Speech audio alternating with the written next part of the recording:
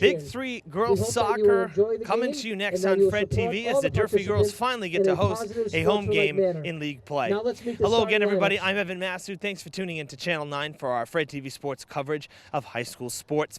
Yes, the Durfee Lady Hilltoppers have played their first 2 of 4 Big Three games on the road. They finally get to play one on their home turf, and they are very excited about that. They're 1-1 in the league coming into today against 0-2 New Bedford.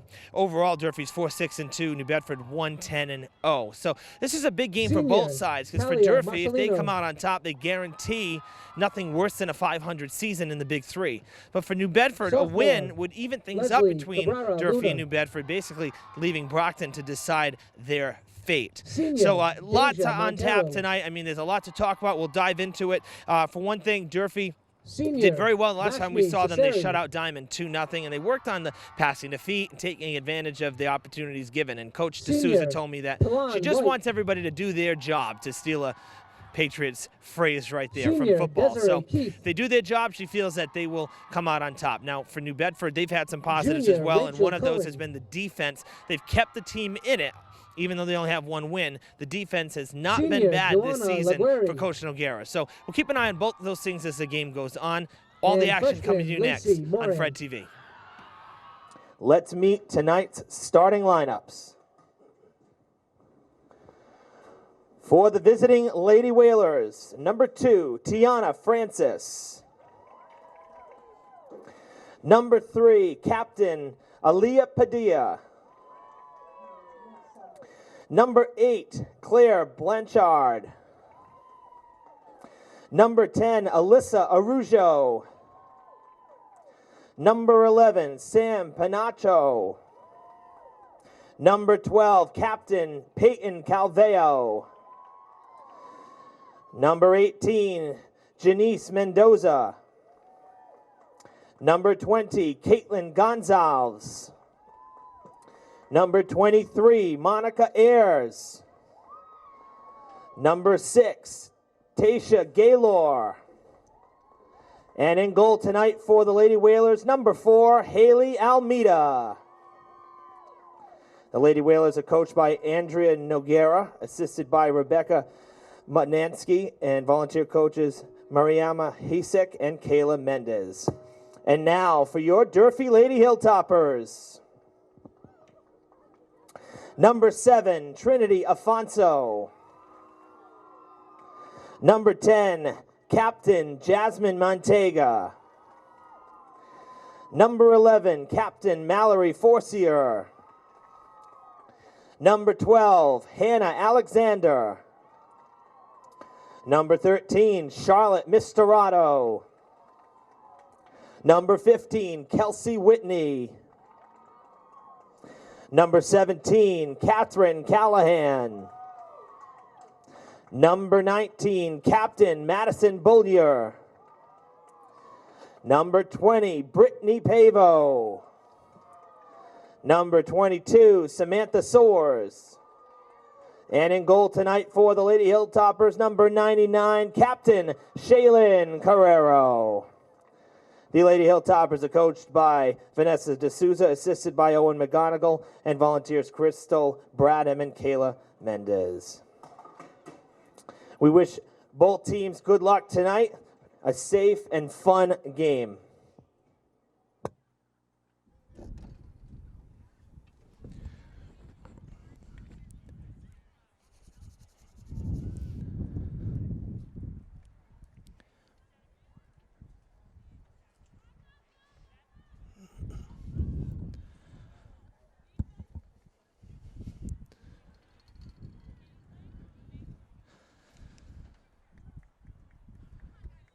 Okay, fans, made it back up top here to the press box as got to do the starting lineups again for the PA system here for the fans at the stadium. So just introduced the starting 11 for both sides, and now about ready to get this one going. Should be a lot of fun tonight.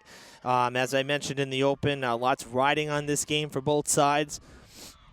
For New Bedford, it would be a huge boost of confidence, and it would definitely get them back in it in terms of the Big Three race. It is still very much up for grabs, and they pretty much hold their own destiny in their hands here, because a win would keep them in contention in terms of the league, but a loss would pretty much end any potential or any postseason possibilities for them. So it's big for them. Now for Durfee, they want to stay up with Brockton, because they've played 2 games in the Big Three. One was the win against New Bedford, and one was a loss to Brockton. So if they can keep pace with Brockton, then the last Big Three game of the season, which will be here when Brockton comes to Fall River, it'll actually mean something. So there's a lot riding on this for both sides. And as always, we expect a great competitive match here at Durfee High School. It is pretty nippy out here at the start of the game. Pretty much have lost the sun now that we're into mid-October. A chilly 53 degrees with a breeze. So probably, I would say it probably feels more like the upper 40s at this point. Definitely cooled off over the last week, as Durfee got their first chance and it was kicked out on the goal line. So the Lady Hilltoppers will go on the corner kick on the left side here. So they get an opportunity right out of the chute here. Sent towards the net. It goes wide, though, actually, kind of towards the middle of the field. Giving chase is Trinity Afonso, number 7. Lady Whalers trying to turn it back, sending it back into the offensive zone. Kelsey Whitney, and now Samantha Soares giving chase, beating her opponent to the ball. Mallory Forcier trying to recenter there. Chasing after it, Tiana Francis for the Whalers, and she will send it back towards midfield.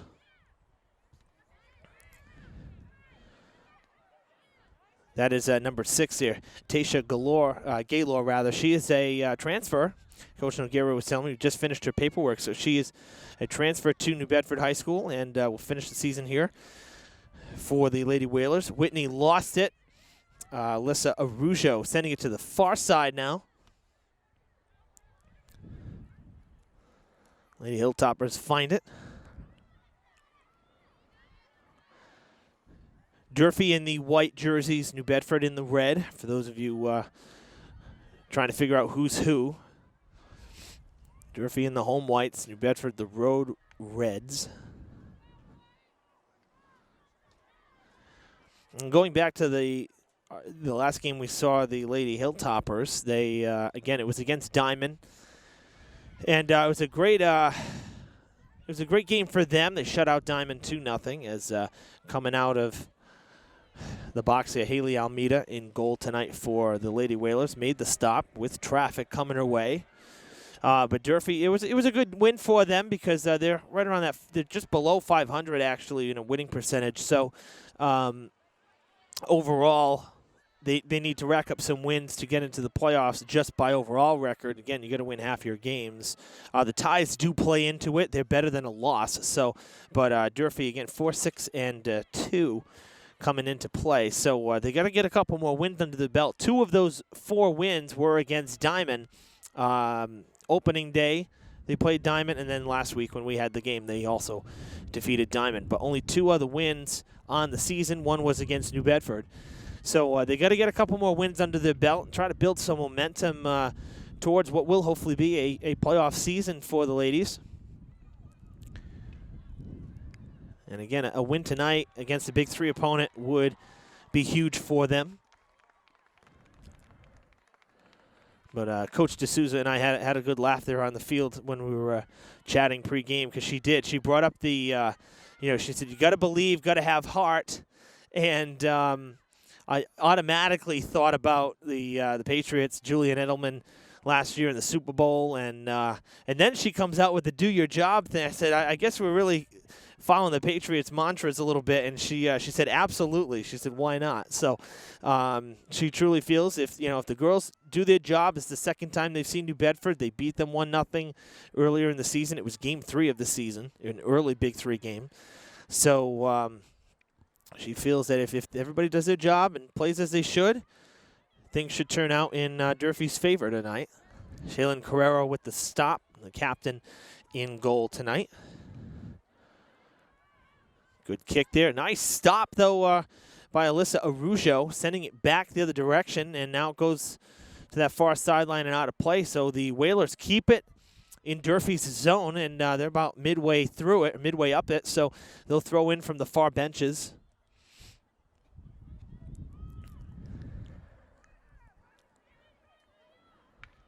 That'll go out of play. And that went out on the sidelines off of the Whalers. So Durfee gets to throw in. 40-minute halves here. Just a reminder for those at home. We do have the scoreboard running, but the only thing we're not able to do is give you the rundown clock here. That's an interface that's built into the scoreboard. That is not something we necessarily have access to on a regular basis. So we do have the score running for you, but we'll keep you up to date on the time. We're about 5 minutes in, and the clock stops at 2 minutes. So really 38-minute halves, and then whatever the stoppage time is.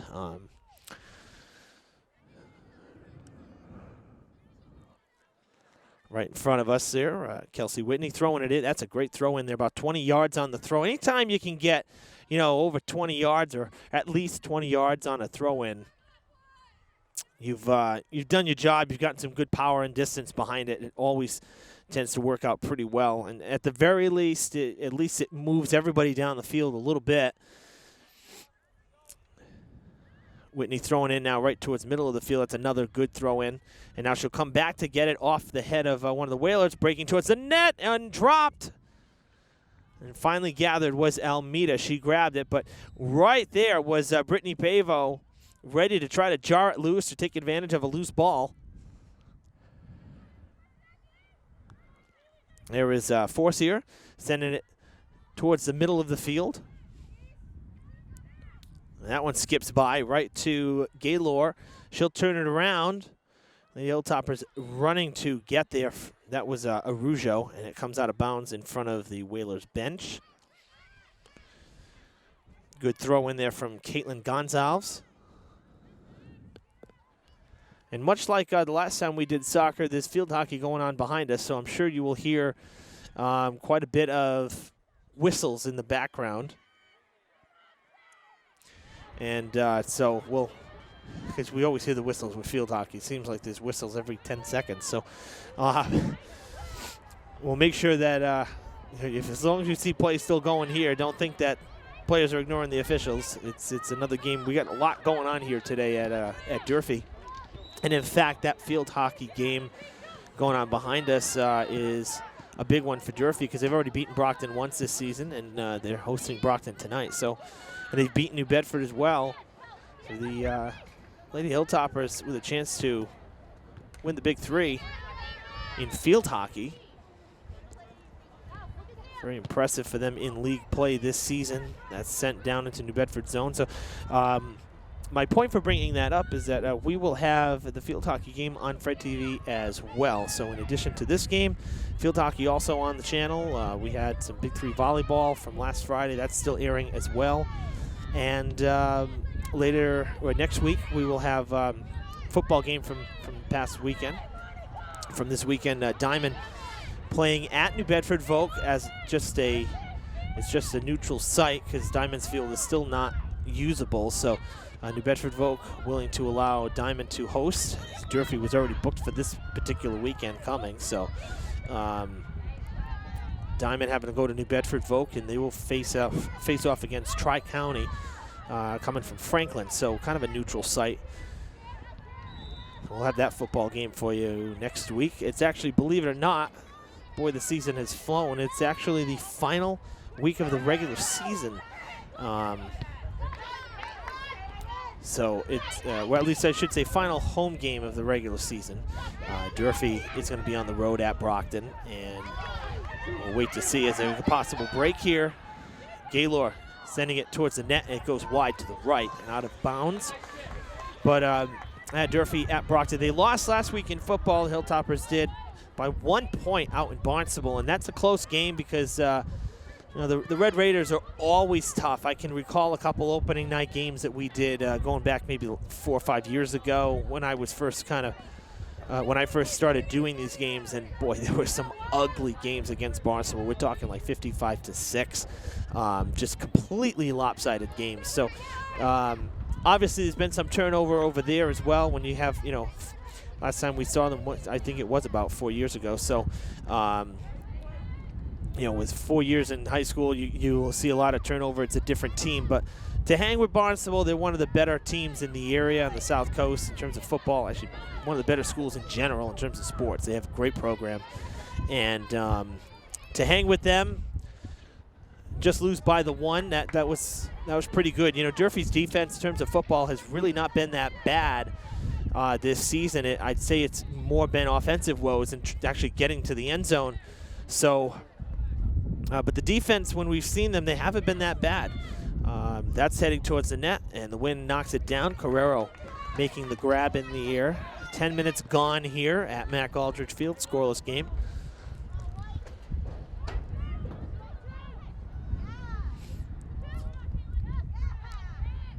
And of course, since it's never too early to start promoting it, in just about 1 month, I'd say about 5 weeks from now, we will have live Thanksgiving Day coverage from right here at Durfee as the Hilltoppers get to host Thanksgiving. They won it last year in New Bedford, which it was just a wild game, probably one of the most entertaining Durfee-New Bedford games in recent history. Some of them have been kind of lopsided over the last couple seasons, but this game last year reminded me so much of my senior year in fall of 2006, when we won it up in New Bedford as well. In a nor'easter, basically, in a mud bath. It was pouring rain and windy and cold, and it was just awful.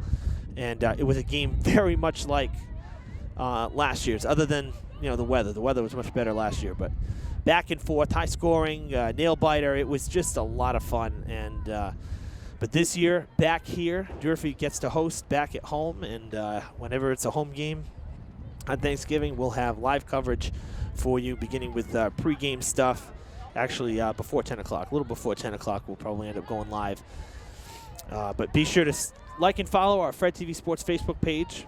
The tournament is just around the corner, and of course, we will have posted times for Thanksgiving as well once we get a little closer to that. So, lots going on here. We got an election coming here in the city as well. GTV, our government channel, will have live election coverage in a couple weeks. So, I'll tell you, we've been quite busy here at the studios at Durfee. We've had a lot going on over the last couple weeks or so, and this week was just as busy, and we're a couple busy weeks coming up again, leading right to Thanksgiving and the holidays. So it's going to be here before you know it.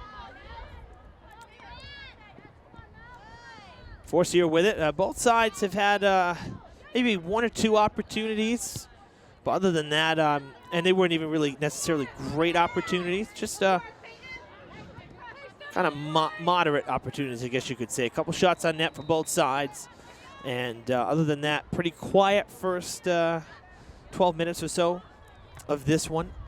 Again, it was a low-scoring affair the first time these two teams squared off. Durfee came out on top 1-0. And we are scoreless here.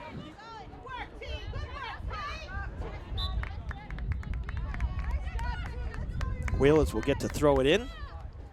And that was Claire Blanchard, number 8. Good feed up to Gaylor.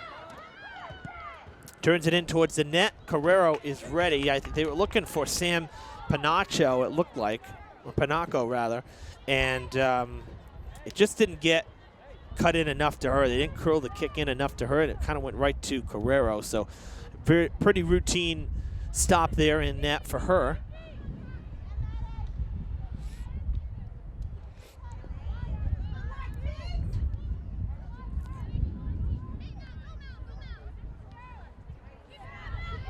Good pass, overshot Force here just a hair, but Durfee will get to throw it in, so they'll keep possession here. Nice throw in there for Whitney again. Force here and Blanchard going at it. Now goes back to the circle in midfield, across midfield into Durfee's territory. They get it right back to Gaylor, but it is headed back the other direction.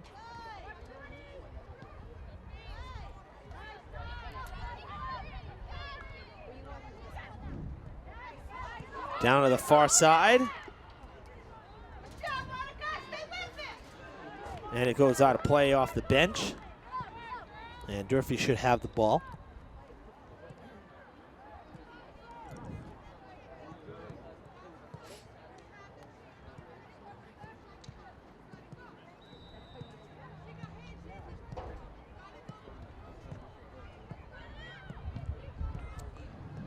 Actually had a kick there.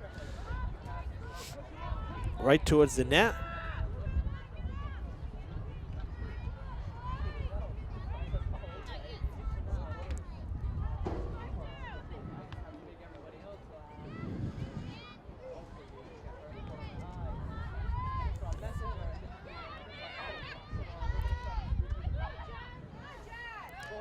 That's coming out of play.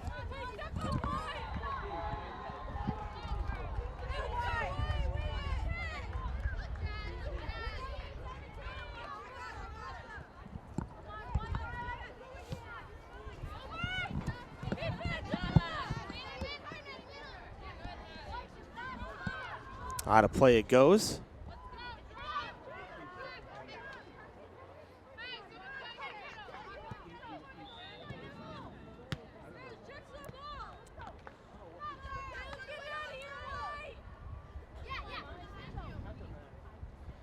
Short throw in there for the Whalers, but good placement as, ooh, it looked like maybe a kick to the face. That's going wide to the left. Saw Tiana Francis for a moment kind of grab the face, and now the official checking on her. I think she might have, maybe the ball, hopefully it wasn't a cleat. That's, that's kind of dangerous. That's never a good thing.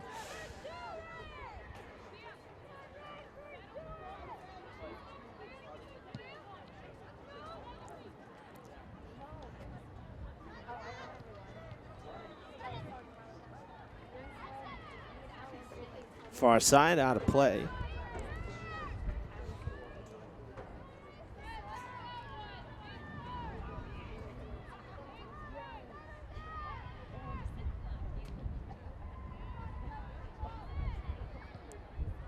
Back and forth we go, kind of trading possession here. Playing footsies with the ball. And now the Hilltoppers try to clear it, but it goes out of play on that far side. Whalers will throw in.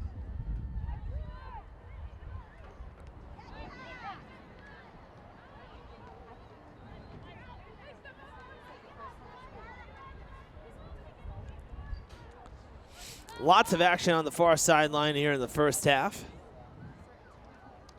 That's another good throw in for the Hilltoppers. Now on the ground. Almost got through. Whitney stuck the foot out. Nicely done there to keep it pretty much at midfield. Forcier trying to overtake her counterpart, number 11 there, Sam Panaco.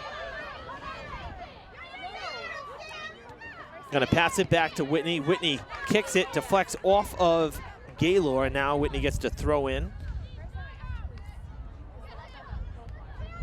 Samantha Soares breaking through the D, but right there to clear it out was Peyton Calveo, one of the two captains for the Lady Whalers.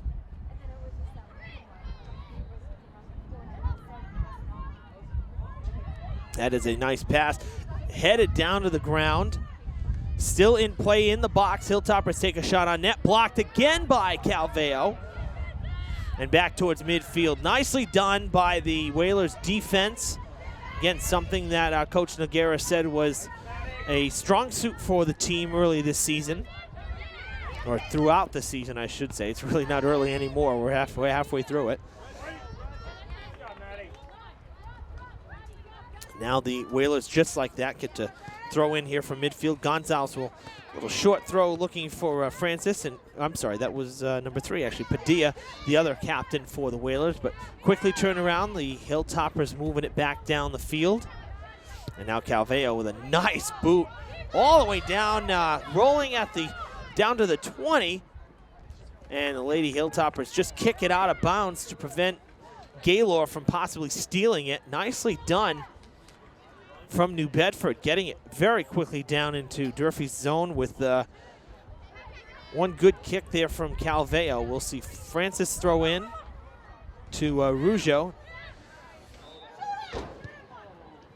That one coming to the right side of the goal, and it's going to go out of bounds. It'll be a goal kick for Durfee.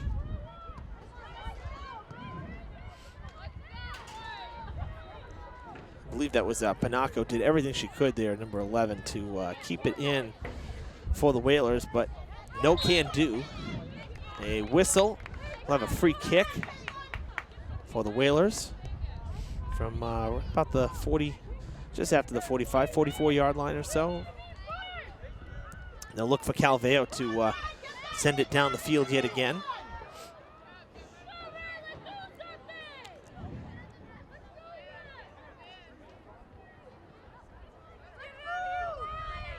Gonna get a good running start. Good kick, but it's right at the Hilltoppers. That was Catherine Callahan. Quickly cleared it to Samantha Soares. And honestly, good thing it didn't get through, because Pavo would have been called for being offside. She was about 3 yards behind the defense. Now Soares gonna foot race it to the ball, and a nice boot there from Almeida, clearing it out. Far side it'll go now.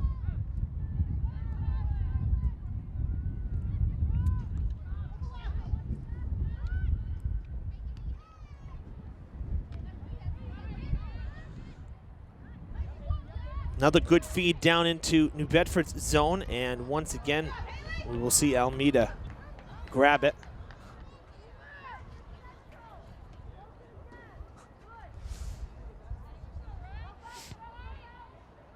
That'll bounce shy of the 50.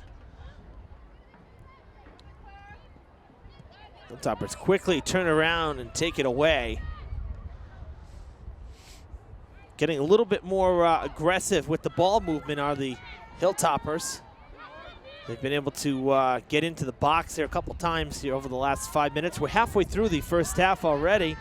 Been relatively quick. Again, the pace has picked up a little bit over the last 5 or 7 minutes, but halfway through. Evan Massoud with you on Fred TV. Big 3 girls soccer, Durfee and New Bedford, scoreless after the first 20 minutes or so. As the action heats up, the temperature continues to fall. My gosh, it really is actually quite cool out here. You always kind of forget until you have to be out in the elements. You kind of forget how cold it really does get in a wide open field on a roof. Because you feel every bit of the breeze. I mean, we're completely wide open here. Gonna have to break out the gloves next time. I didn't think I'd need them, but gonna have to break out the gloves, I think. Again, we got football tomorrow, so that's at night too. So I'll have to have the gloves ready for that, because it's not going to be any warmer tomorrow than it was today, or than it is right now. That's for sure. I mean, other than the fact that it finally feels like fall and there's a breeze, it actually is a really nice night. I mean, not a cloud in the sky. It's clear as can be.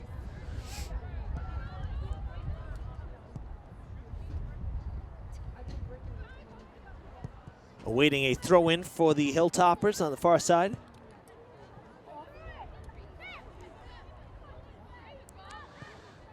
Soares does a great job at getting to the ball, and we saw that in the Diamond game. That one skips through, and Almeida will play it fairly routinely. Now it's throwing to her teammate there. That's Padilla. Padilla lost it for a moment, gets it to Arujo, and now to the sidelines here. That's Gonzalez.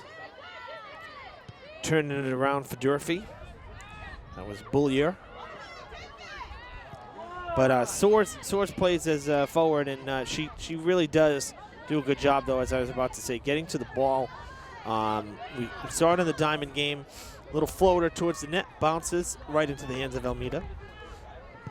When Soares not afraid to, she really has a good job stretching for the ball, not afraid to just get right in there with the legs and try to take it away, which is a good, aggressive, hard-nosed soccer right there.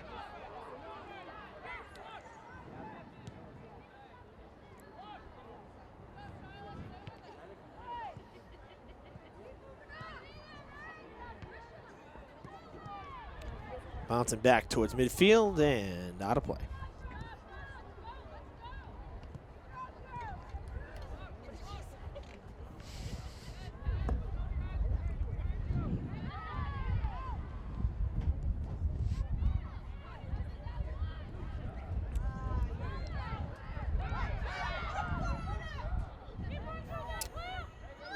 Taken away for a moment, but the Whalers able to keep possession here. That's going to go out of play. Durfee will throw it in. Panaco trying to turn it up the sidelines, and she could not get the job done, unfortunately. So Durfee got the ball back. Whitney will throw in again right in front of the bench. Cutting in was Callahan, sends it back to Afonso. Now to Whitney, nobody home, and now the Whalers will throw in Durfee's zone. That'll be Gonzalez doing the honors.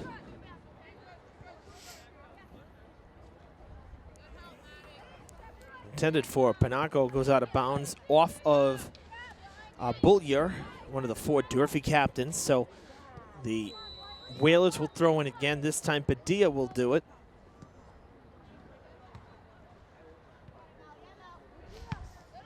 High kick going, and out of play. You saw Carrero there just stop and let it go. Didn't want a chance that it would go, she wouldn't play it cleanly, and then if it went out off of her, basically would lose possession. You'd have a corner kick. So smart play there, just let it bounce, and now the Hilltoppers will get the goal kick onto that far side, and that's gonna roll. And it does stay in, able to come back into the Durfee side. Whalers will try to turn it around.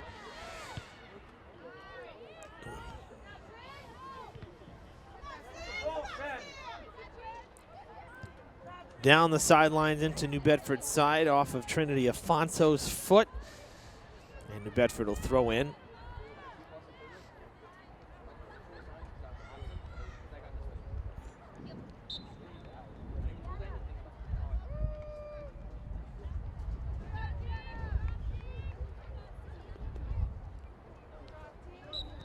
Quick pause there for substitutions. Little over 10 minutes to play here in the first half. Now the long kick and chasing it down, now having to kick it out. Hilltoppers kick it out on the sidelines, trying to play cautiously. So New Bedford will throw in pretty much parallel with the box.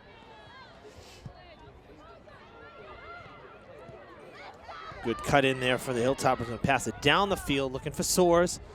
It goes past her and off of her, so New Bedford will throw in again. Soccer's an interesting game, kind of get waves of momentum throughout.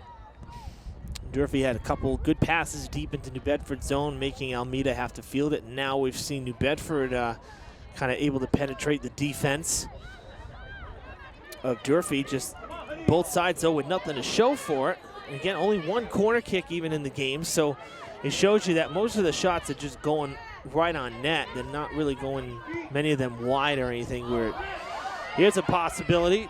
Pavo chasing it down, and it's going to be a foul. It's going to be a free kick for the Whalers. But that corner kick came literally like 30 seconds into the game for Durfee. Well, since then, we haven't seen anything, haven't had one.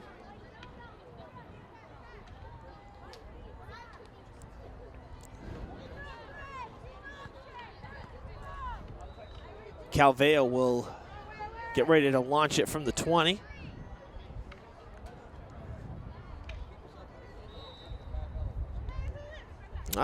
Fooled everyone, I think. All the Lady Hilltoppers running back towards it. I like the design there, kind of fake them out and then take a second look as you draw everybody near. Now it's a foot race. It'll go out of play, and the Whalers will keep it. That was an interesting setup there, but I do like it. You're always going to have an edge, and it's nice to see the bit of trickery sometimes from the teams. Don't want to always show everything in your hand, but good to pull out the trick card once in a while. Carrero scoops it from the 10. High arcing kick, gonna fall right at the circle there at midfield.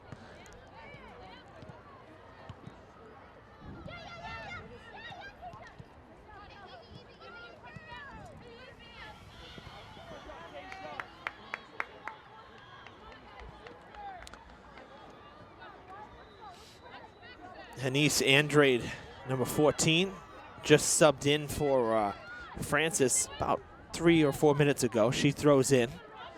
That skips through the defense, but Carrero there. It's a little bouncer, nothing too serious. That's a real strong kick. That one's actually making it past midfield. A little more distance on it, more of a line drive kick. Carrero's had a really nice high school career. Soccer each fall and basketball in wintertime. A senior captain this year is Carrero. Cutting it off was Andrade. Two Hilltoppers were there trying to get that pass, and Andrade was there to cut it off. Forcier has it bounce off of her foot, and Mantega couldn't get there either. Stopped by Afonso, back down. Well, there's a push, and there's a whistle. A little late. No, Coach Noguera yelling out to the field. I don't think she was happy with the push. So we'll have another free kick. This one from the 50, and the way Calveo sends them down the field. This could very easily get into the box if she does decide to go full board here. She does. Good line drive kick. Not as high, but it got the distance on it. And lofted back towards the 40. Bounces over the head of Soares. Pavo is there. It's a 2-on-4. Now 3-on-4, breaking from the far side. That is sent towards the box and the net. It'll bounce once, and Almeida will play it on the hop. So another shot on net, but the problem for Durfee, the defense really, I am impressed by the Whalers' defense. They can't seem to kind of break through anywhere past the 20-yard line. We've seen some long shots on net. Like that last one, that'll bounce. They'll go in the air about 25 yards and then bounce 10 yards short of the goal. Well, that's a pretty routine play for a goalie when you have three defenders also around you to protect. It's the kicks from about the 10-yard line that tend to be trouble, and we're not seeing the Hilltoppers able to penetrate anywhere really past the 20 or 15-yard line into the box. So credit the Whalers defense. They've done a really good job at keeping Durfee honest here in this first half. We have about 6 minutes until stoppage time, and we really haven't had any stoppage time, which is also a nice thing when we get to keep the game moving. And it also means there haven't been any injuries, which we always like to see. We never like to see injuries, so it's always good to see a first half that hasn't had to stop for an injury. Of course, it's part of sports, but you hate to see it. So about 6 minutes, and then we'll be in stoppage time, and should only be a few seconds to run down, and we'll be at halftime. We have I want you to stay for halftime because we actually kind of have a bit of a halftime report, which we don't always have, but this past week we had some more girls soccer. It was actually Diamond, and they've been playing the games over at Britland Park, and so they had some Mayflower League action against the Bristol Plymouth Craftsmen from up in Taunton. So got some highlights of that, which we'll take a look at halftime. And also, as we do throughout the year, throughout the school year, we have weekly, well, I should say monthly. Sometimes we'll have 2 a month, but for the most part, monthly education segments that we post to Fred TV, to our Facebook page. We also link them over to the Fall River Public Schools website, so we call them an education link, and kind of just give you an inside look at what was going on in public schools throughout the month. But this first one that we have for this year is kind of an inside look at the Durfee College Fair. It's been going on for many years, but this is the second year that they've done it during the school day, which really gives the students a great opportunity to really take part, and it actually really allows all grades to kind of come down and see what's going on. So it's a great thing, and one of our Fred TV seniors, David Montero, he's actually on the football team. So he's done a couple of the games with us. He did some games with us last year from behind the scenes, and he's planning on doing more this year as well. Actually already has, but we had him, he was the reporter for that segment. So we're going to run that segment too, kind of give you an inside look at what we had going on here at Durfee in the field house, which is, you know, usually a venue fit for sports, but that day kind of reconfigured into an expo center, if you will, for the college fair. So we'll have Diamond and BP girls soccer highlights at halftime, and then we will run that pack as well before we come back for the second half. So about 3 or 4 minutes left as Carrero makes a nice play there with pressure in her, right in her face. Didn't get a good kickoff there, and it's going to bounce, sent right back towards her.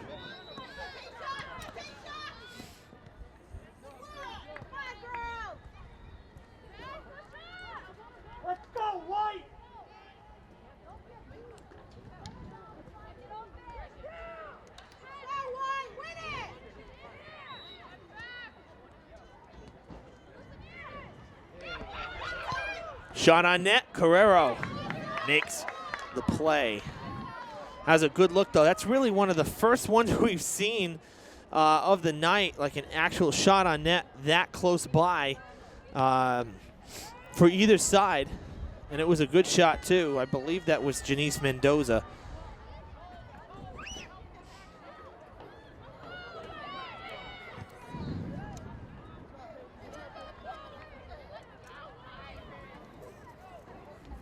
Hilltoppers will throw in.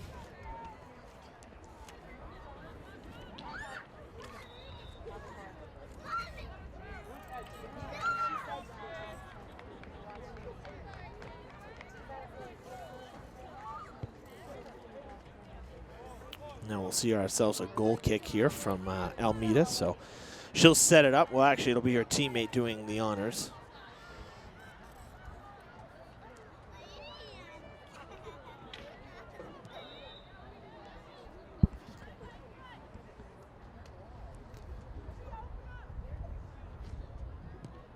Another good kick from Calveo. Nice stop, though, by the Lady Hilltoppers.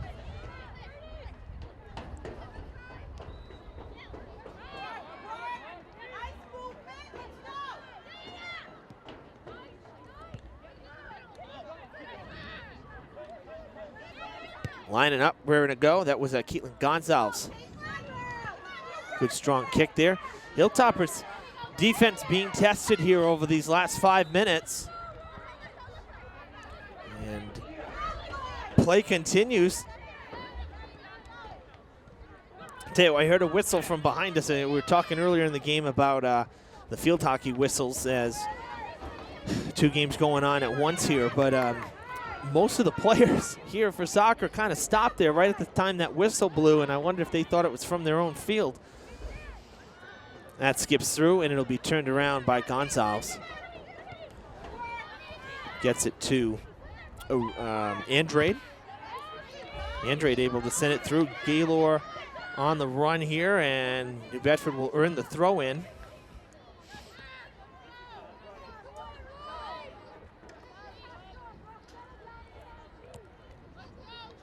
And it will be Andrade. We're going to wait for a sub here as Panaco comes back into the game. She had been on the bench. So she comes in, and Gaylor takes a rest. And while that was just happening, basically, as Gaylor got back to the bench, Durfee got possession. They got to throw in. It's kicked back down into the corner. Foot race to the ball. Cut off by Panaco, trying to turn it around. And who's going to get it? Goes out on the sidelines. Nicely done by the Hilltoppers. In about 5 seconds, and we will be in stoppage time. The final few seconds of the half coming here. So big spot. Kept in play. That's sent towards the net. Carrero eyes it the whole way. Had it lined up. Makes the play again. Fairly routine. Both sides have not, both goalies have not really been tested that much. They've just had to kind of make routine stops. Nothing dire, nothing too dramatic. And what has been a fairly average first half, I would say. I mean, nothing that really stands out. No huge plays, no breaks, nothing like that. Just pretty solid play from both sides. Really, the story of defenses so far.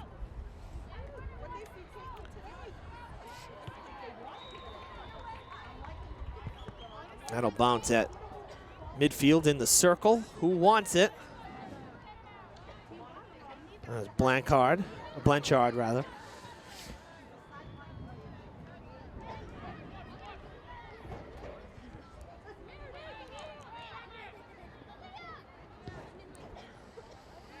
Roller on the ground. Brought back by Arujo. Back onto Durfee's side again.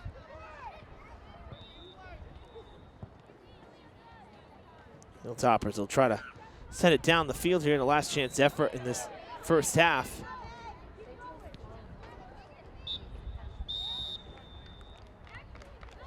And with that, the first half will come to a close. So as I said, you know, kind of an average first half, if you will. Scoreless, so we're still in a stalemate, and really not too many opportunities for either side. We saw some shots on net, which is good, because the old axiom is that if you don't take a shot, it's never going to go in anyway. So at least they're taking shots, but what I'd like to see from really both sides is, you know, getting into the other team's zone and getting deep in that zone so that when they take a shot, it's a little harder to defend. Again, credit the defenses. They've been really strong so far in the game. New Bedford's looked good. Durfee's looked good on defense. So anything can happen in the second half, and we'll keep it here. We're going to show you some highlights now from Diamond from the Mayflower League game. It's the first of two meetings for them in Mayflower League play. That's the BP Craftsman, and basically it marked the halfway point in the season. So we'll show you some early highlights here. Alicia Marshall breaking for BP on the outside, sets and fires. Perfect placement into the corner of the net. It's 1-0 Lady Craftsman, less than 10 minutes into the game. Now, about 5 minutes later, they strike again. This time it's Charisse Banez. Takes it from the defenders with a nifty turn and beats keeper Jessica Costa. That makes it 2-0 BP in the first 15 minutes. And despite 3 second-half goals for Diamond, BP's 5-goal first half, just too big a deficit to overcome.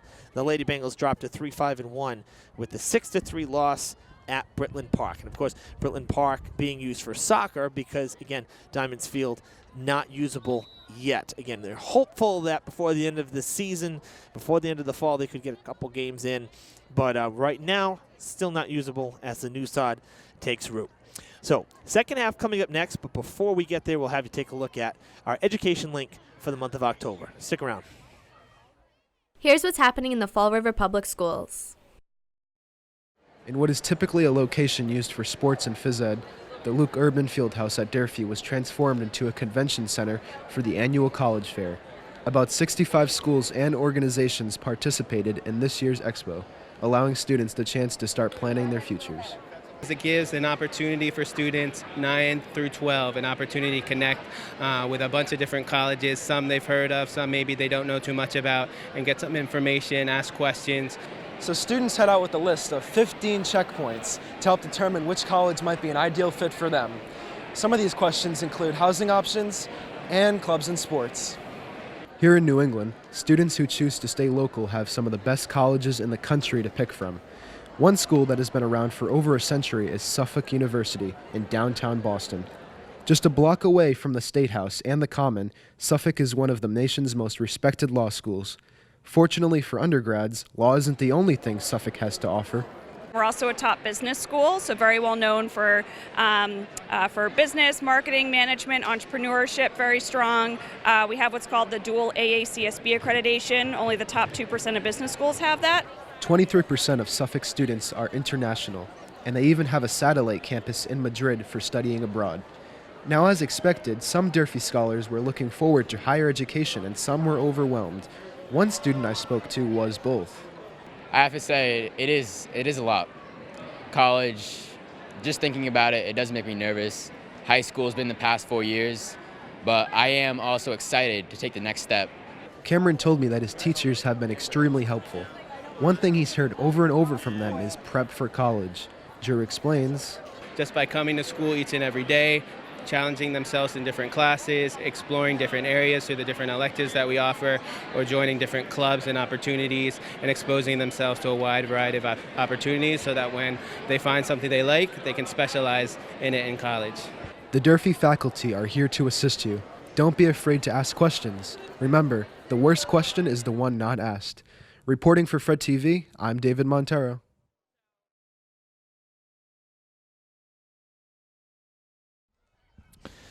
All right, second half about to begin here. As you got to kind of get an inside look there at the Durfee College Fair. Again, nice job by one of our Fred TV seniors there, David Montero, handling the reporting duties for that pack. So we'll have more of those, and throughout the year, you'll see a lot of those during some of the half times. It's something that we're going to try to do. It gets you to kind of see what goes on in the school system. An opportunity right out of the chute again, almost like the start of the first half, but this time cleared. Doesn't result in a corner kick. We are scoreless here, and the clock has not started for some reason. We'll check downstairs.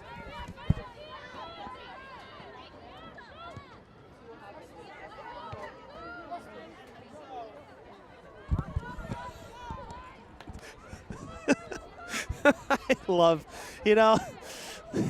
live sports. There's something about that live factor that's a lot of fun. Our scoreboard operator did indeed forget to start the clock here for the second half, so we're playing a little catch up. But the reactions are always great when there's a little flub up. It's wicked funny. It really is. We have a lot of fun doing these games. But so that first minute or so was pretty much, either way, the scoreboard clock is really for the fans and stuff, because the officials are keeping track of the time with this stopwatch. So it doesn't necessarily matter. It just, we just got to know up here that we're basically a minute ahead of what it's showing there. But in any case,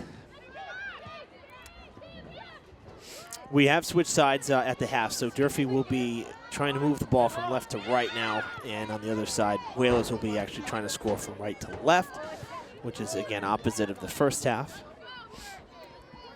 We would love to see a goal here, as we are in a stalemate, really. A scoreless tie, very defensive game, and again, the first game was like that out in New Bedford. That goes out on the sidelines. The first game between these two teams in game number 3 of the year for Durfee was at New Bedford, and it was a 1-0 win for Durfee. So it was a low-scoring game, and this one certainly appears like it's going to be that way. That'll bounce out of play, and New Bedford will throw in again. This is number 23, Monica Ayers.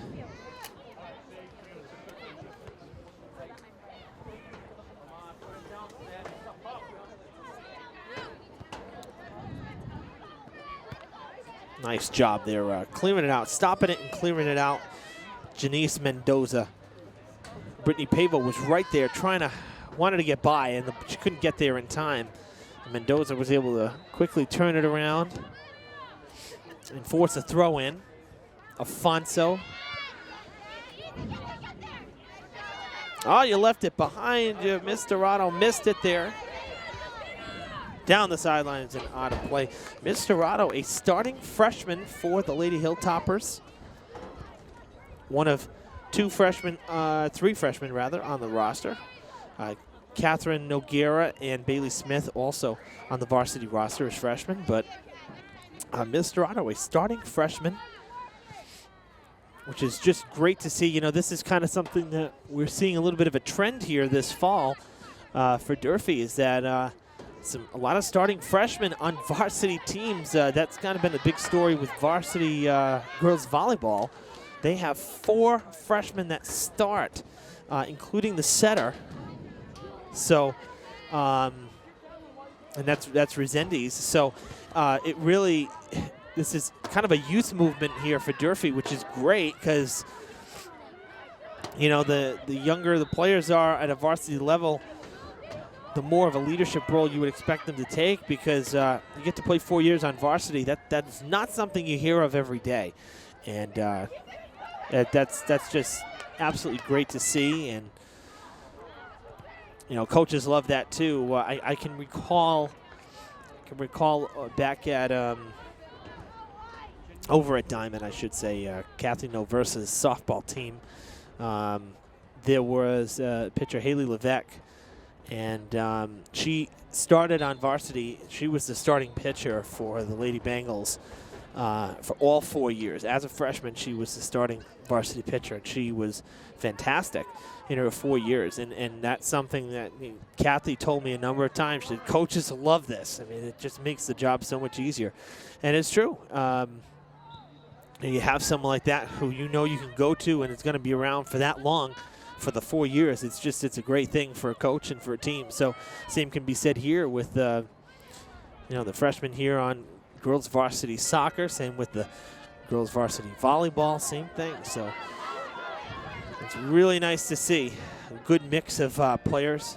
It's always tough when you have the teams that have, half the squad are seniors, because you're going to be kind of in for a rebuild. That skips by, soars, shows the speed, but it's going to go out of play before she can get there. And it will be a goal kick.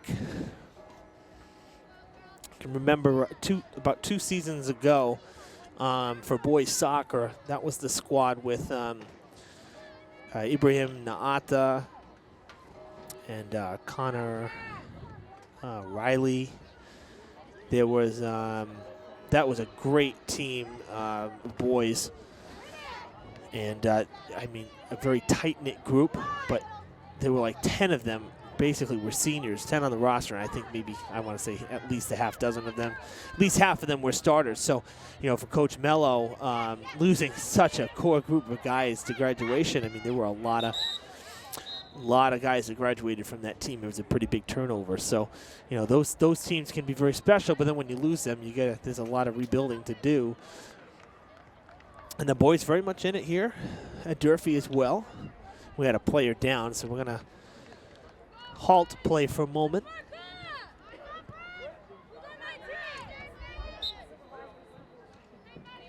Durfee ready to throw in now. I believe that was Alyssa Arujo who went down.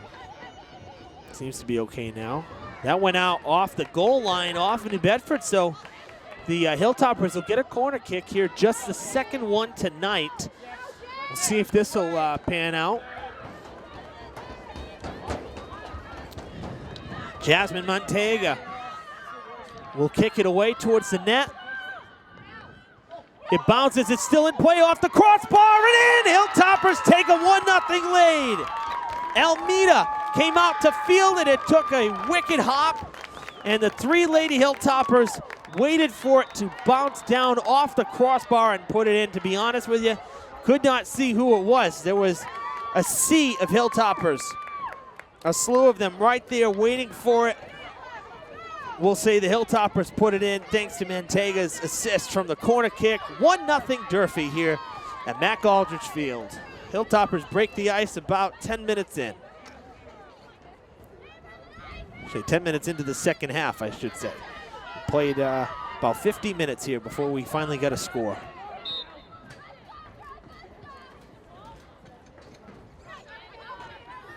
You could see it happen. It was almost like slow motion. When that happens, it's pretty much anybody up for grab. It took a weird bounce. And then the crossbar is in play if it comes back. So it stayed in play. It never went behind and hit the net. So it was up for grabs, basically a free ball, and nobody was there other than about 3 Lady Hilltoppers ready to bury it in the back of the net.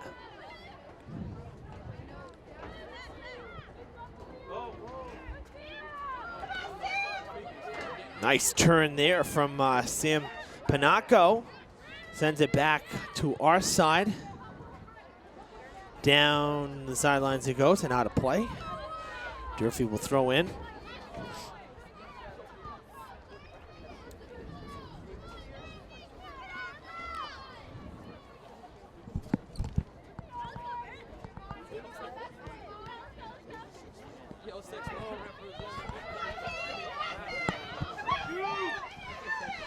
Can confirm here that field hockey has wrapped up behind us. The Lady Hilltoppers have come away with a win. Don't have an official goal total, but by halftime it was, I believe, 5 or 6 to nothing. So convincing win for the Lady Hilltoppers against Brockton in field hockey. Again, that game airing on Fred TV as well. First corner kick of the night for New Bedford comes just a couple minutes after Durfee got a corner kick that resulted in a goal. Here comes the kick. That's a good one too. And will it stay in play? It will not, and it should be a goal kick as it went out off of New Bedford. Indeed it is.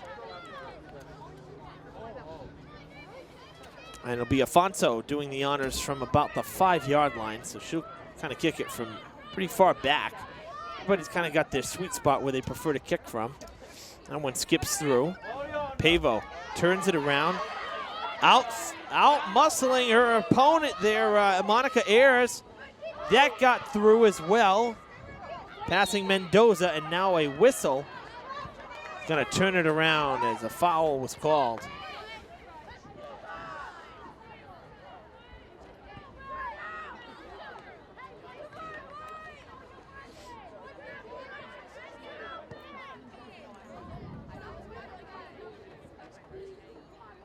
Free kick, good one again from Calveo.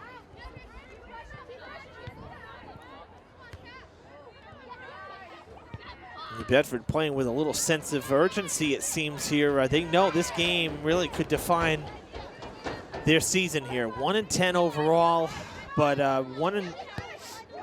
in the Big Three. Rather, in the Big Three, they are 0-2. So if they hand Durfee a loss, this would be huge in terms of the playoff picture. So a very big game for New Bedford, as it is for Durfee. Guerrero comes out to make the play.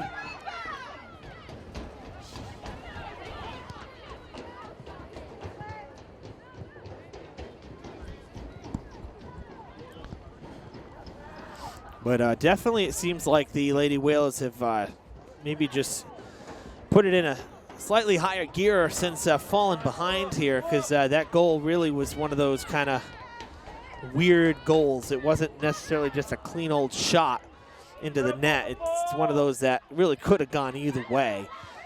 Whenever the crossbar comes into play, things can sometimes get a little dicey, and that'll go out of play. Should be New Bedford ball. They're giving it to Durfee. I thought it went out off of Durfee, but Hilltoppers get the throw in. Right to Soares and Pavo. Pavo sends it towards the center of the field, and Andrade cuts it off. Blanchard moving it ahead. Nice job passing by the Lady Whalers. Andrade gets open. Chasing after it, grabbing it there was Whitney. But a really good job moving the ball there in that sequence, basically half the length of the field. Good control. Passing to feet, which is something you always want to see. All coaches want to see that. So really nice job moving the ball. But now Durfee back on the offensive attack for the moment. Going to try to turn it around, beat the defense. Having some trouble doing so is Callahan. Now she takes a shot towards the net, open, trying to detonate. Coming out is Almeida. I believe that was Soares. Oh no, that was Pavo. Pavo with the header into the ground. She tried to deaden the ball in front of her and then take a shot, but it got away from her, and Almeida made the play. It was a good stop from Almeida. So just after I say that, Lady Whalers putting some pressure on. Now Lady Hilltoppers kind of returning the favor a little bit, getting some play in the offensive zone. Pavo gets the pass. Nice move to kind of fake around the defender. Coming in to block it is Arujo. Arujo will send it down the field. Alfonso playing D for the Hilltoppers. Sends it back to Arujo. Arujo back down the field to Whitney. Now Andrade at midfield. Arujo there. It's taken away by Whitney. She'll pass it up the field. Beautiful pass, 2-on-1. Soares wide to the right. Oh, she had an open corner there. Almeida came out, and you know, when a goalie comes out to play aggressive there, it really shrinks the area, shrinks the goal, and that's why you see even in hockey too, same thing. A lot of times the goalies will come out a little bit, gives you a smaller window, and that time it ended up working out. But that was a 2-on-1 break there for the Hilltoppers. Couldn't cash in. It'll stay 1-0. Possible opportunity here again, but it is cleared out.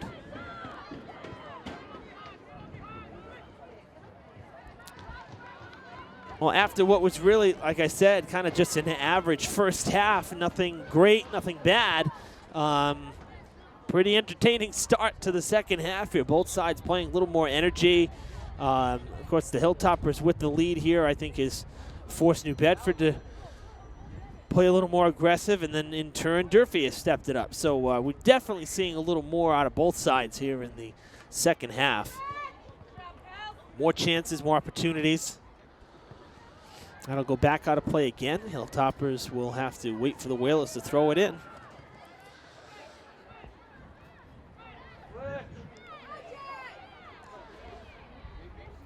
Down the sidelines. Out of play again. Whalers will throw in.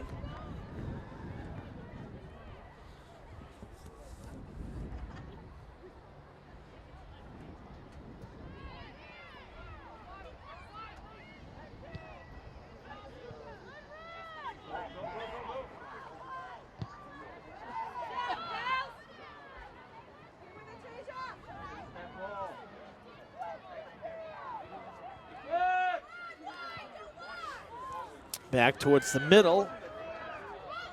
Whalers still trying to control. Blocked.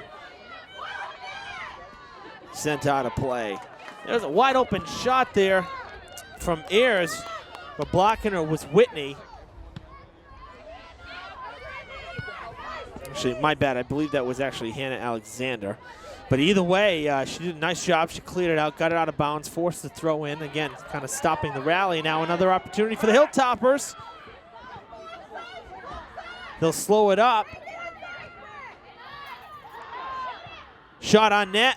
Almeida. Oh, it goes over the crossbar. Now, I did hear a whistle, I think, before the kick even did go off. Pavo knows she had a wide open shot, and so often we see that happen. And you end up almost doing too much knowing that you have the wide open shot. We saw that in the one of the boys' games earlier this season. I think it was the New Bedford game. The New Bedford Whalers, the boys, they had a wide open shot against the Hilltoppers, and they couldn't capitalize. It was the same type of thing. Should be 2-0 Durfee. Lady Whalers catch a big break right there. Pavo couldn't finish it after the real good rebound there. The second chance effort.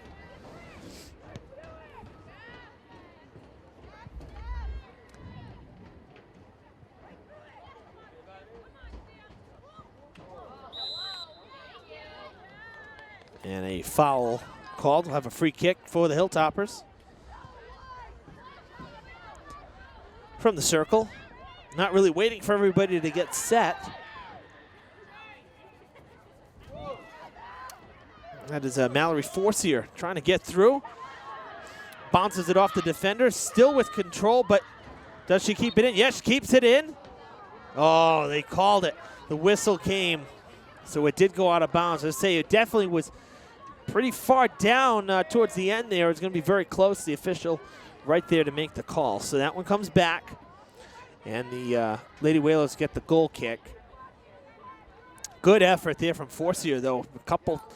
Had to get a couple second chance efforts there off the defense, sending it in. It bounced once, chased after it, bounced again, chased after it again. So good effort there. Unfortunately, nothing to show for it, but got to keep the pressure on, and she did. Now all the way down the other end. Ball still in play, no whistles. In front, and Blanchard took a shot to try to even it up. It goes wide to the right and over, so that one had a little too much height on it.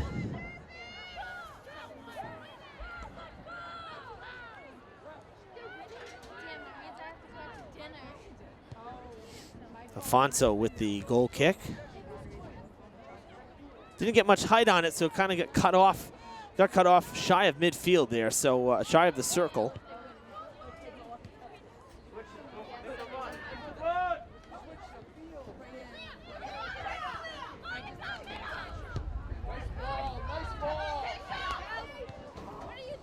Whalers putting on some pressure here offensively, testing the Durfee D.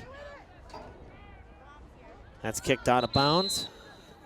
Halfway through the second half, 1-0. Hilltoppers as Coach Noguera calls a timeout. Waited till literally halfway through the second half for the timeout.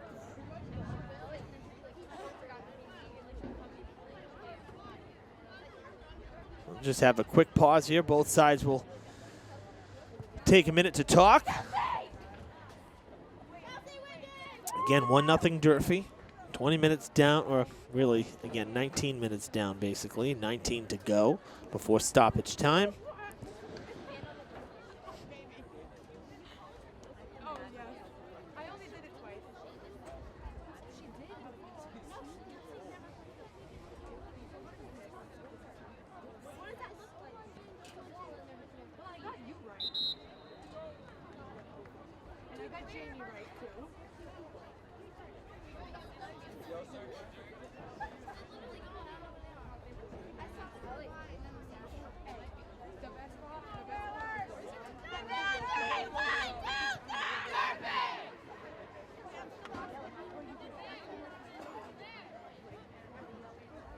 Very quick timeout for both sides there.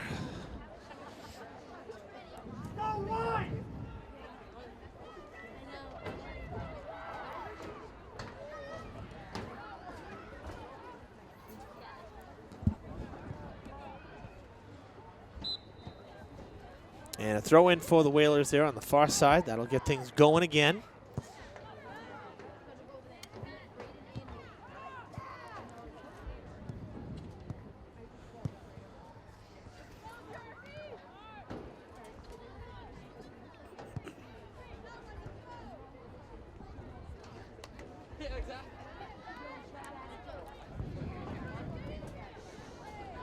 And now a third time. A throw in and it goes right back out of bounds. Can't get a good set on it. That one will go out again, so let's do it a fourth time.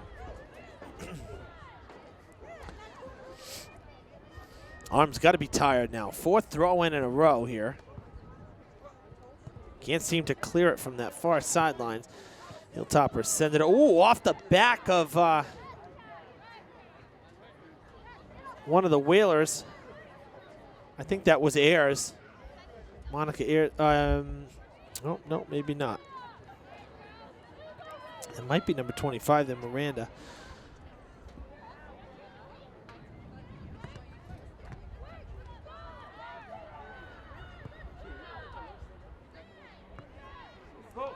Been very busy with the throw-ins. Now back to the middle of the field. Actually, I think that was Caitlin Gonzalez actually throwing it on the far side there, number 20. So she definitely got her her work in today with the throws because there are 5 of them there. Now back to midfield, spread it out a little bit. Hilltoppers go back on the offensive. Pavo just got completely cut off by Blanchard. Well defended. And it'll go out of play. Whalers ball.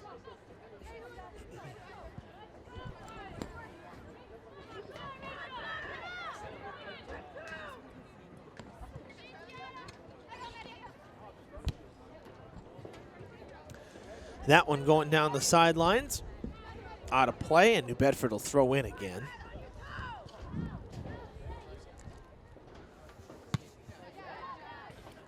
That's going to bounce and kind of hook left a little bit. Had some interesting spin on it. Pavo trying to get there. She goes down to the turf. No whistles. That'll be a goal kick. Janice Mendoza defending her there. So goal kick. Went out off of Durfee.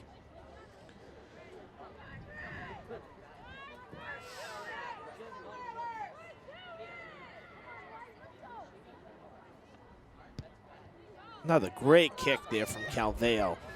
He's got a really strong leg there. Gaylor back in, number 6, and she's in a foot race with Afonso to the ball. It goes out of play, should be Hilltopper's ball. And it is, they'll throw in.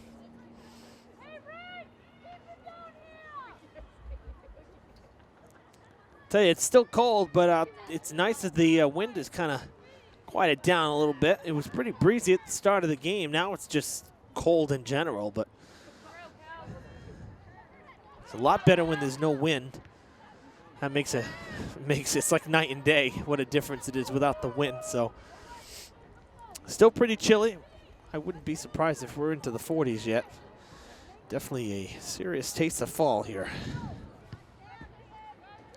High pop up there.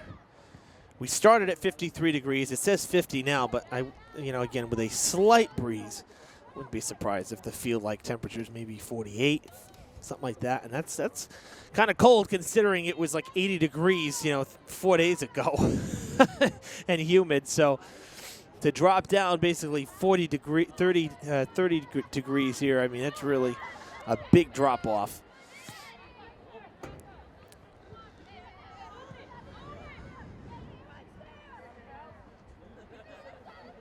About 15 minutes left in regulation here. Hilltoppers clinging to the 1-0 lead. Evan Massoud with you on Fred TV.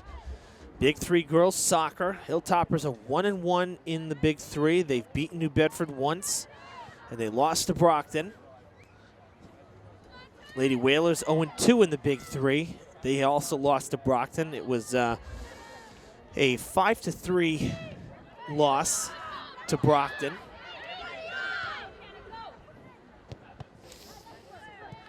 That was off of Blanchard. She had her hands up, but it didn't hit the hands. I think it hit her thighs there, so just out of bounds. No free kick, just a throw in for Alexander. Hannah Alexander. Miss Dorado towards the net. It's blocked and defended well by Calveo. Hilltopper still in the offensive attack. That was Bullier. Now Callahan trying to get it through. All bunched up and now getting it cleared out.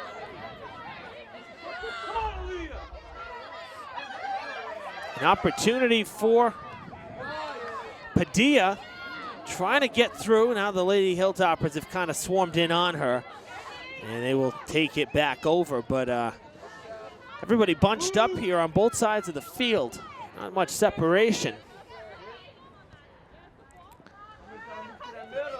Padilla and Hannah Alexander going at it. Now back down the other side. And offsides on Pavo. Breaking a little too early. Got past the defenders. It's a free kick from inside the circle. For those of you watching at home, maybe wondering, well, what really constitutes an offside? So basically, you can't beat the defenders to the ball. That's the bottom line. So if the ball gets past the defenders, but you're past the ball, it's an offsides. And that's exactly what happened. So the ball was coming in. Pavo was already past the defenders, and the ball got past the defenders. So basically what it is, the defenders have to have an opportunity to defend the ball and play the ball. So like right there, that was onside because the ball got past the Hilltopper, and then it got to the defenders. So she was behind the defenders, but the ball was between them. So that was okay. Pavo was not offsides there. And it's very tough, especially when you're just trying to time it. Sometimes you're being a full sprint, the ball's coming, and you're trying to get there, and then all of a sudden the defender will just stop, and it's like there's nothing you can do. You just get called on it no matter what. So it's tough. It's definitely tough. I mean, it's really self-awareness. You got to know where you are in the field and know what's going on around you at all times. Make sure you don't get called, or don't get caught offsides, I should say. Short bouncer thrown in there from Monica Ayers. That's going to be sent to the corner. Goes out on the sidelines, and it's Durfee ball. Boy, that just did not turn out very well for Durfee. Now the coaches want to talk, but that is definitely off of New Bedford.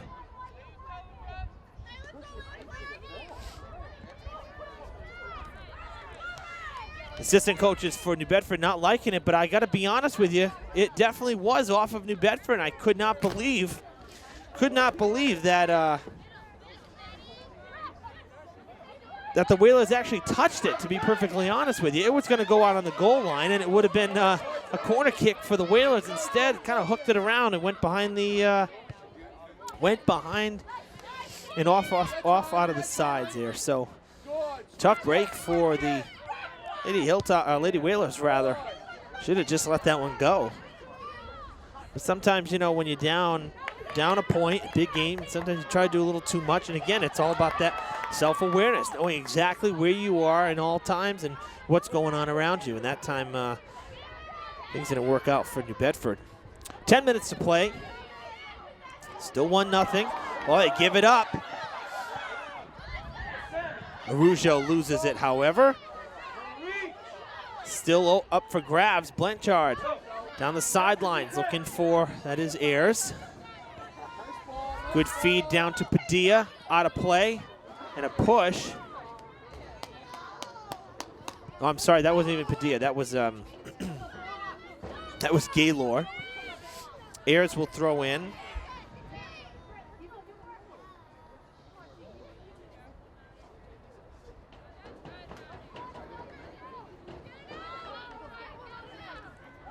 Another throw in here. That one went out on the sideline there, so went out of bounds on the sideline. Another short throw in. Kicked out on the sideline. I think really some of those short throw-ins, I think it's almost the Whalers trying to bury it along the goal line in hopes that maybe Durfee playing defense will end up, it'll trickle out on the goal line. It results in a corner kick. No foul there. Another throw in from Ayers. So just like before for Gonzalez, Ayers has been busy on this side throwing in. Blanchard with the ball. Nice stop for a minute by Montega. Got the foot in there. Gonna take a shot. It's going wide to the right.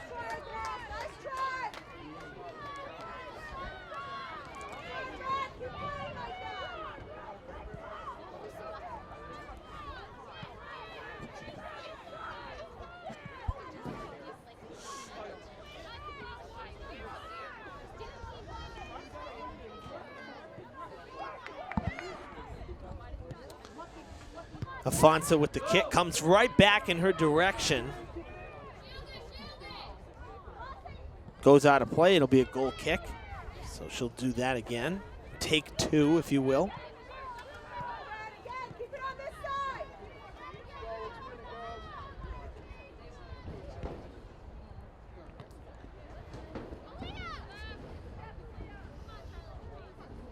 Going up the sidelines, Pavo trying to cut in. Now Callahan goes out of play.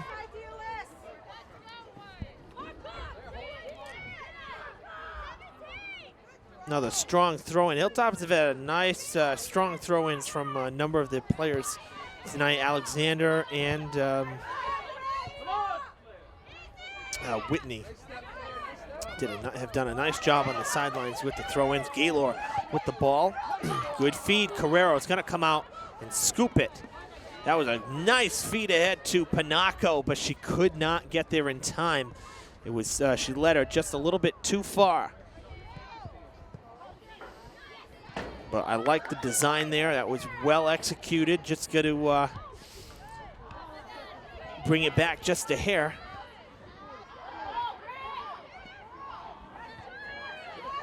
Towards the sidelines. Who will get there? Will anybody get there? No, out of play. Durfee will throw in.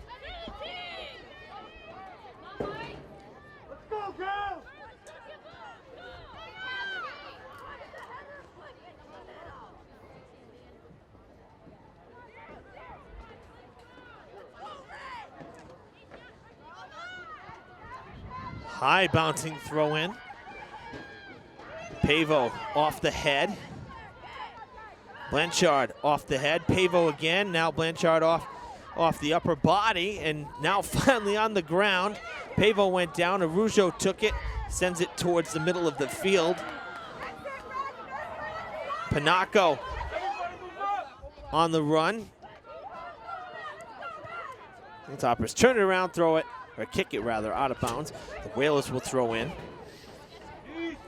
5 minutes left in regulation. Again, very little stoppage time here in the second half, so I would not expect us to probably play more than a minute, if that, after regulation time ends. So, for all intents and purposes, the Lady Whalers pretty much down to about 5 minutes here. Got to get one in the back of the net to avoid what would be a devastating loss and pretty much a postseason elimination game, because based on the record, they've already lost half the games, and this would be their 11th loss, which would then put them below 500 for the season. And in the Big Three, they'd be mathematically out of it as well. So the Hilltoppers would basically eliminate New Bedford with this win if they hold on. So it is a huge, huge win.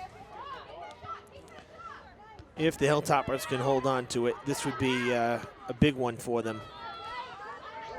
Still in play, Pavo going to turn around. Can't take the shot. Ayers was right there to stop her.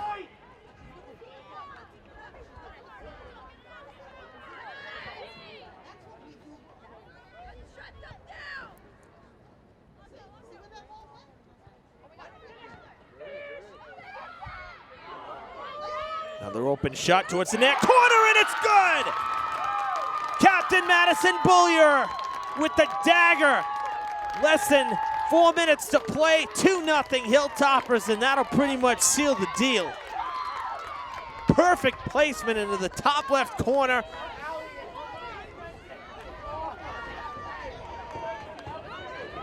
They were all bunched up, and she ran after it, took the shot, and buried it into the corner. 2-0 Hilltoppers here with about 3.5 to play.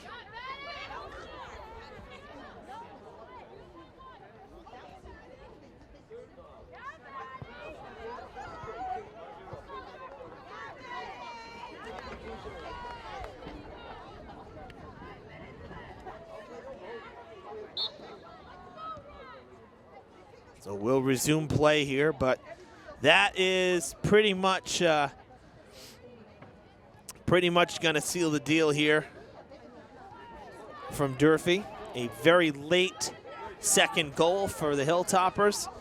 I mean, of course, anything can happen, but the likelihood of anything, of this game getting tied up here, very low percentage, very low percentage. So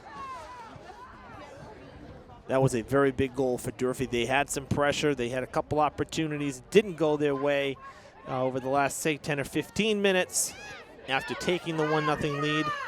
Could have had another goal. The Lady Whalers had another opportunity. Remember Pavo's miss on the open netter, so could have very easily been 2-0 already. But in fact, Lady Hilltoppers get that second goal regardless. That empty netter when Almeida came out and the ball was still loose that Pavo missed on, that came maybe about 10 minutes after the first goal. So it could have been 2-0 a long time ago. That goes out. Yeah, it sure looked like it was out from even up here, and we're not even along the line. So good call by our official, much to the chagrin of the crowd. But that certainly looked like it was out.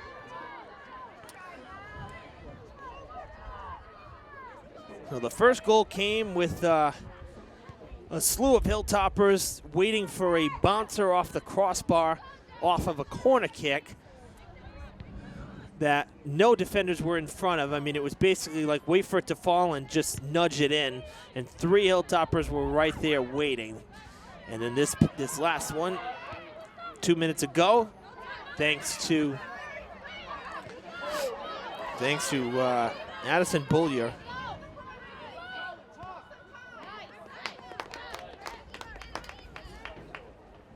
And that's pretty much, that's the scoring tonight.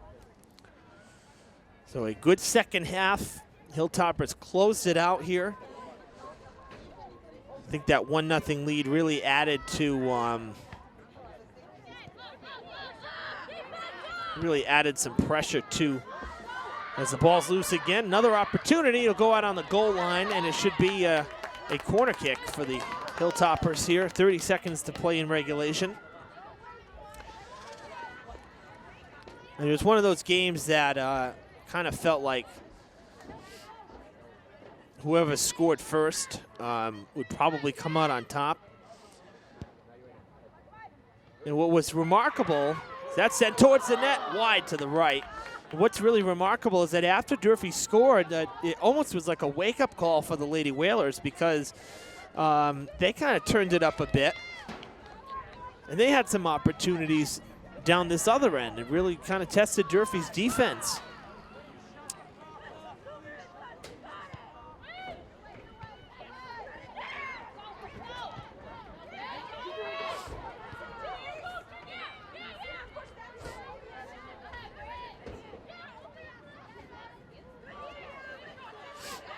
Just basically running out the clock here, waiting to the sideline. Still in play, though.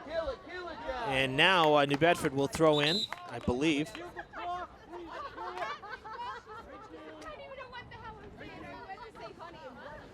Actually, Durfee will get to throw in here.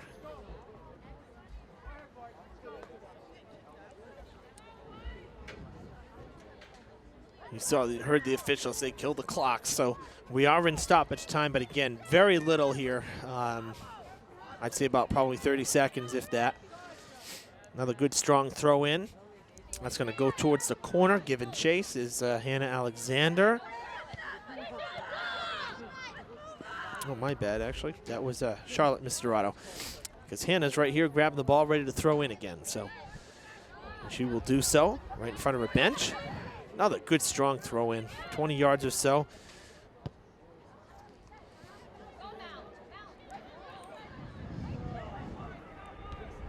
Caitlin Gonzalez on the far side, finding Padilla. Stopped at midfield by the Hilltoppers. Pass backwards to Hannah Alexander. Now coming this way, there's Misterato. Towards the box, fielded by Almeida.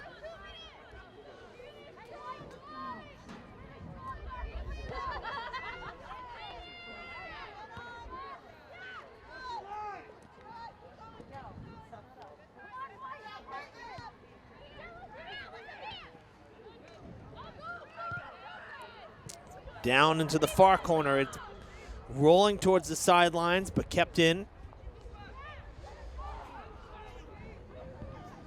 Towards the box, deflected by Alexander. She'll kick it out on the goal line, it turns out. So if the Lady Whalers hurry, they'll get the corner kick off.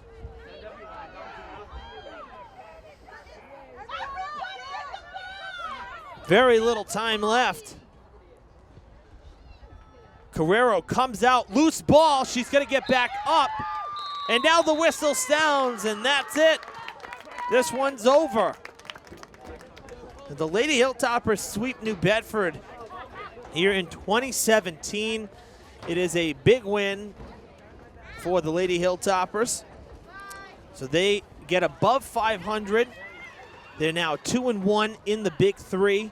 And it all depends on what Brockton does in their third game to determine whether or not the Durfee-Brockton game coming up soon towards the end of the season will actually have any meaning to it. So Brockton already ahead in the Big Three, but Durfee will ensure they're 2-1. They'll ensure a 2-2 finish at worst, but they're hoping, depending on what Brockton does against New Bedford, hoping that they can tie Brockton for a share of the Big Three crown.